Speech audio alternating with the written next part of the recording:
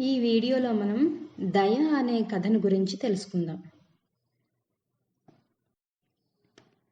పూర్వం కపిలవస్తు నగరాన్ని శుద్ధోదనుడు అనే రాజు పాలించేవాడు.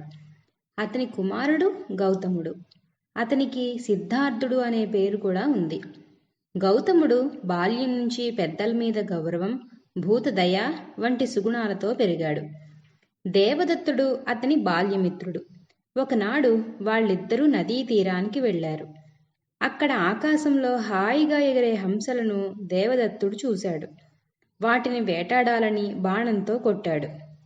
ఆ బాణం ఒక హంసకు తగిలి గిలగిలా కొట్టుకుంటూ గౌతముని ముందు పడింది.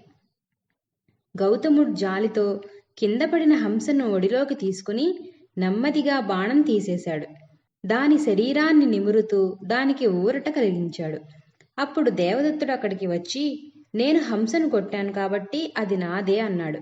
మిత్రమా, ఆకాశంలో హాయిగా ఎగిరే హంసను ఎందుకు హింసించావు? జీవహింస పాపం కదా అంటూ హంసనివ్వడానికి గౌతముడు ఇష్టపడలేదు. దానితో వాళ్ల తగువు రాజుగారి దగ్గరకు వెళ్ళింది. ఇద్దరూ రాజాస్థానంలో న్యాయాధికారికి విన్నవించారు.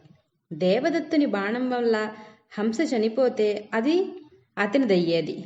కానీ భూతదయతో గౌతముడు దాని ప్రాణాన్ని కాపాడినందువల్ల అది గౌతమునిదే అవుతుంది అని న్యాయాధికారి తీర్పు చెప్పాడు. ఈ తీర్పుతో దేవదత్తుడు సంతృప్తి పడలేదు.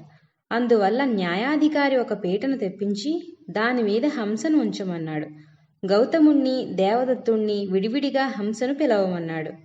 అది ఎవరి దగ్గరకు వెళ్తే అది వారిదవుతుందన్నాడు. మొదట దేవదత్తుడు హంసను పిలిచాడు. అతని కోపపు చూపులకు, కఠినమైన పిలుపునకు హంస రాలేదు. గౌతముడు ఆప్యాయంగా హంసను పిలవగానే ఆ హంస అతని ప్రేమపూర్వకమైన పలుకులకు ఎగిరి అతని చేతులలో మారింది. సిద్ధార్థుని అహింసా పద్ధతికి సభలోని వారందరూ చప్పట్లు కొట్టారు. రాజు, న్యాయాధికారి సంతోషించారు. అందువల్ల కాఠిన్యం కంటే ప్రేమ, దయ ఉన్నవాళ్లకే అందరి మన్నన లభిస్తుంది.